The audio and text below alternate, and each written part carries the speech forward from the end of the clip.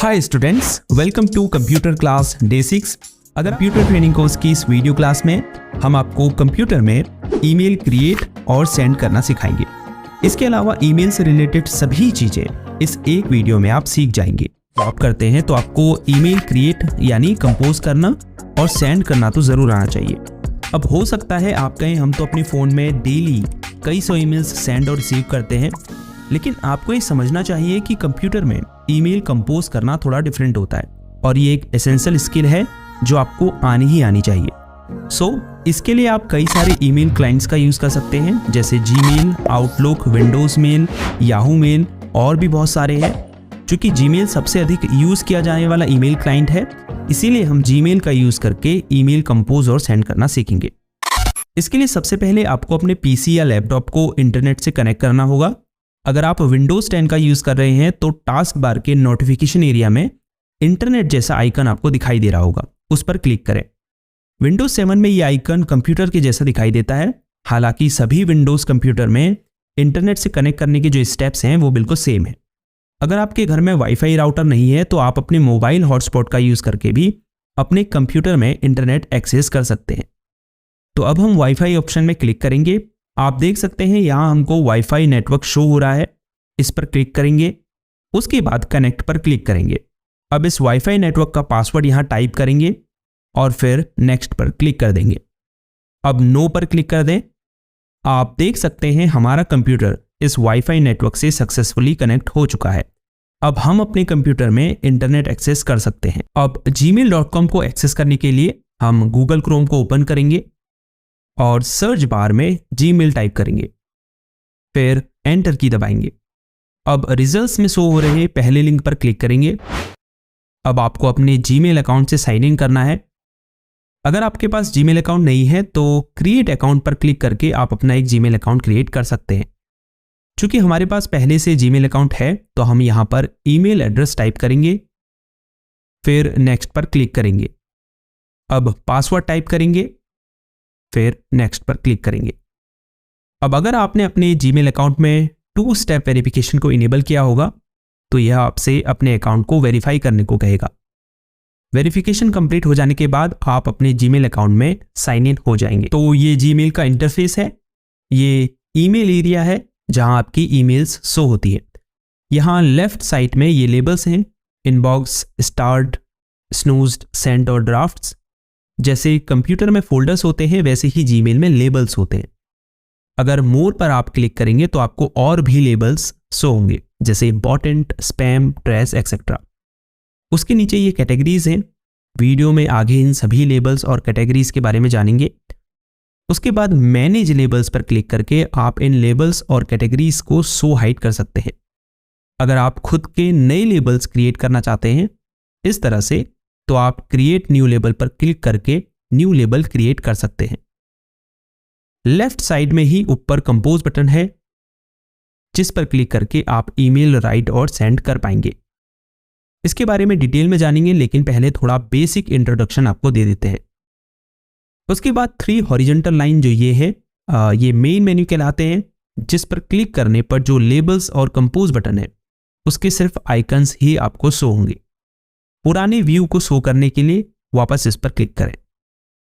अब ये बीच में सर्च बॉक्स है जहां से आप सिलेक्टेड लेबल के अंदर मौजूद ईमेल्स को सर्च कर सकते हैं। अगर आपको जीमेल से रिलेटेड हेल्प या सपोर्ट चाहिए तो इस क्वेश्चन आइकन पर क्लिक कीजिए। जीमेल सेटिंग्स को ओपन करने के लिए सेटिंग्स आइकन पर क्लिक करें। अगर आपको अदर गूगल ऐप्स को एक्सेस करना है तो आप इस पर क्लिक करके इन गूगल ऐप्स को ओपन कर सकते हैं। उसके बाद अपने गूगल अकाउंट के इस प्रोफाइल आइकन पर क्लिक करके आप अपने गूगल अकाउंट को मैनेज कर सकते हैं। ऐड अनदर अकाउंट पर क्लिक करके आप दूसरे जीमेल अकाउंट से साइन इन करके उसे यहां ऐड कर सकते हैं। अगर आपको अपने अकाउंट को साइन आउट करना है तो साइन आउट ऑप्शन पर क्लिक करें। ये राइट साइड के पैनल में कुछ एड ऑन्स हैं, जैसे टास्क है, कॉन्टैक्ट है। अगर आपको इसकी साइड पैनल को हाइड करना है तो आप राइट एरो पर क्लिक करके इसे हाइड कर सकते हैं। तो जीमेल के इंटरफेस का बेसिक इंट्रोडक्शन तो हो चुका है, तो चलिए अब मेन पॉइंट पर आते हैं। जैसे आप देख सकते हैं अभी इनबॉक्स लेबल हाईलाइटेड है। इसका मतलब अभी यहाँ जो ईमेल शो हो रही हैं वो इनबॉक्स फोल्डर के अंदर सेव्ड है। जो भी रिसीव्ड ईमेल्स होती है, यानी अगर कोई आपको ईमेल भेजता है तो वो इनबॉक्स के अंदर आपको शो होंगी।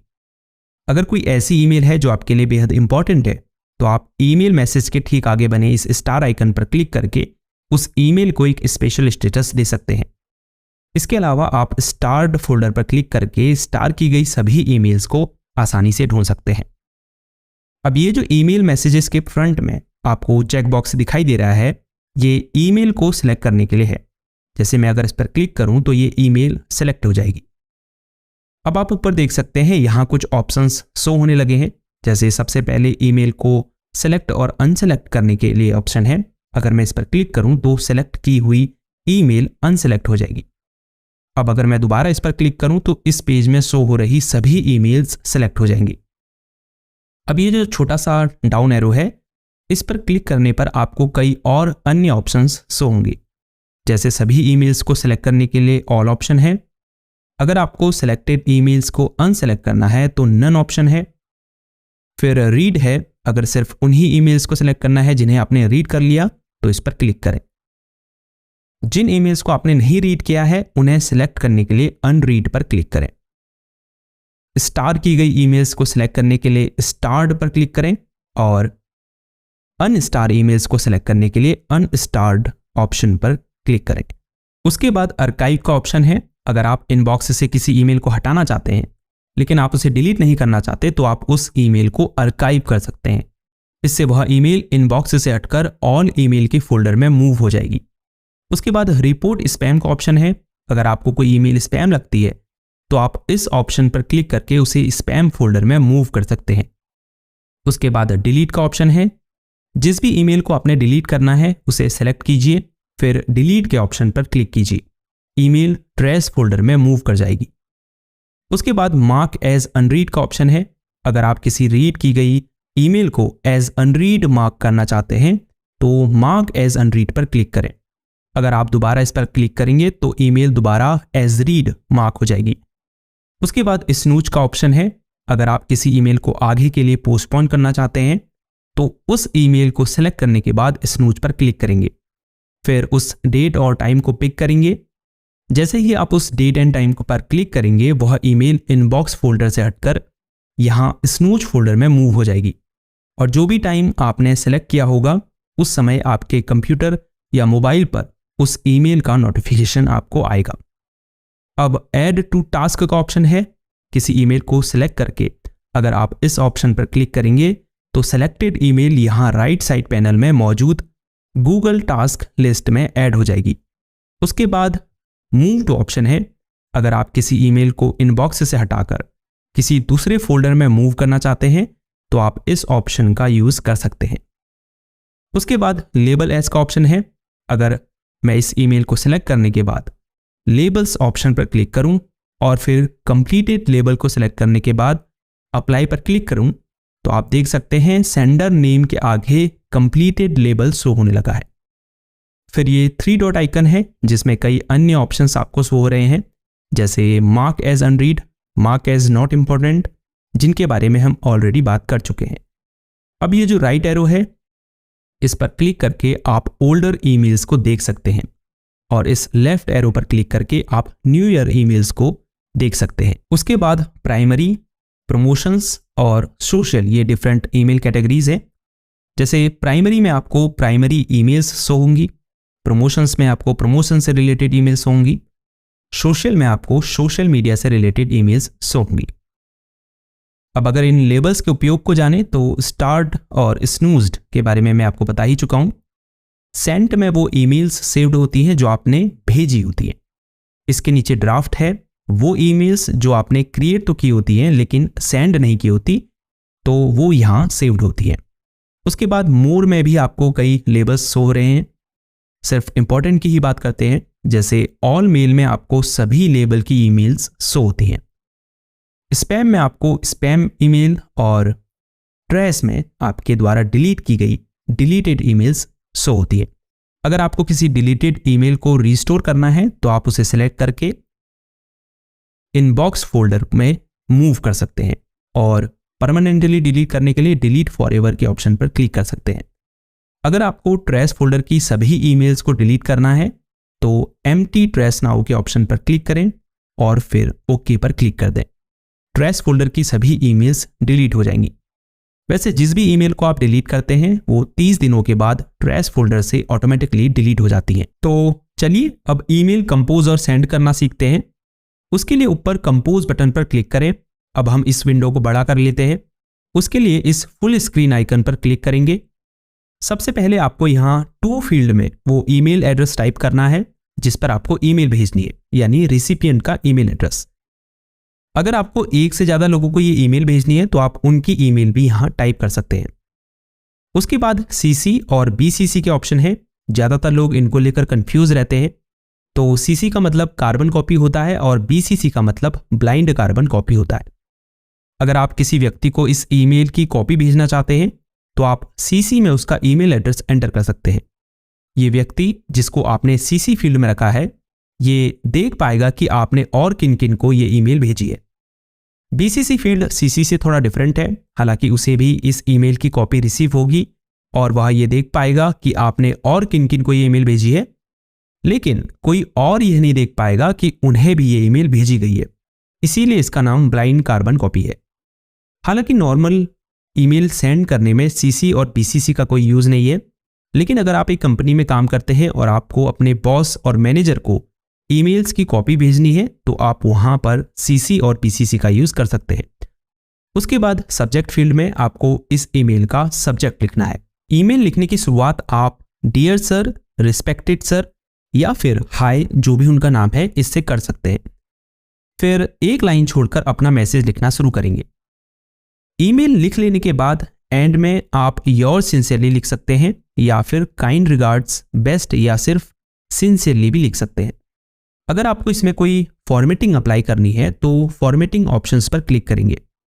यहां से आप टेक्स्ट का फॉन्ट स्टाइल, साइज चेंज कर सकते हैं, टेक्स्ट को बोल्ड, इटैलिक, अंडरलाइन कर सकते हैं, टेक्स्ट कलर चेंज कर सकते हैं, टेक्स्ट की अलाइनमेंट चेंज कर सकते हैं, बुलेट और नंबर लिस्ट क्रिएट कर सकते हैं। इसके अलावा भी कई और ऑप्शंस इसमें दिए गए हैं। अब अगर मुझे ईमेल के साथ कोई फाइल अटैच करनी है तो मैं अटैच फाइल के ऑप्शन पर क्लिक करूंगा। उसके बाद कंप्यूटर में से उस फाइल को सेलेक्ट करूंगा, फिर ओपन पर क्लिक कर दूंगा। आप देख सकते हैं फाइल अपलोड होनी शुरू हो चुकी है। इसके बाद इंसर्ट लिंक का ऑप्शन है। अगर मैं किसी टेक्स्ट को लिंक करना चाहता हूं तो पहले टेक्स्ट को सिलेक्ट करूंगा। सिलेक्ट करने के लिए कर्सर को उस टेक्स्ट पर रखकर माउस से डबल क्लिक करूंगा। उसके बाद इंसर्ट लिंक पर क्लिक कर दूंगा। यहां बॉक्स में उस लिंक को पेस्ट कर दूंगा। उसके बाद ओके बटन पर क्लिक कर दूंगा। आप देख सकते हैं इस टेक्स्ट का कलर ब्लू हो चुका है। उसके बाद इमोजी आइकन है। अगर आपको ईमेल में इमोजीज इंसर्ट करने हैं तो आप यहां से कर सकते हैं। फिर वन ड्राइव का ऑप्शन है। आप वन ड्राइव से भी यहां फाइल इंसर्ट कर सकते हैं। इससे आप फोटो इंसर्ट कर सकते हैं। अगर आप चाहते हैं कि जिसे आप ये ईमेल भेजें वो इसे फॉरवर्ड, कॉपी, प्रिंट या डाउनलोड नहीं कर पाए तो यहां से आप कॉन्फिडेंशियल मोड को इनेबल कर सकते हैं। फिर ये डिजिटल सिग्नेचर इंसर्ट करने के लिए है।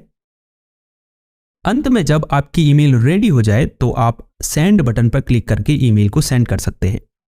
यहां लेफ्ट साइड में नीचे मैसेज सेंड का नोटिफिकेशन शो हो रहा है। इसका मतलब ईमेल सेंड हो चुकी है। अब आप सेंड फोल्डर में जाकर उसे देख सकते हैं। तो चलिए अब ईमेल का रिप्लाई करना और किसी ईमेल को फॉरवर्ड करना सीखते हैं। अगर आपको किसी ईमेल का रिप्लाई करना है तो आप उस ईमेल को ओपन करें, फिर थोड़ा नीचे स्क्रॉल करें। बॉटम में आपको रिप्लाई और फॉरवर्ड बटन दिखाई दे रहा है। रिप्लाई पर क्लिक करें।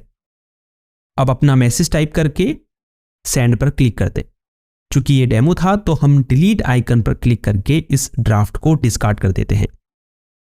दूसरा ऑप्शन फॉरवर्ड का है। अगर आप इस ईमेल को किसी दूसरे एड्रेस पर फॉरवर्ड करना चाहते हैं तो आप फॉरवर्ड पर क्लिक करेंगे।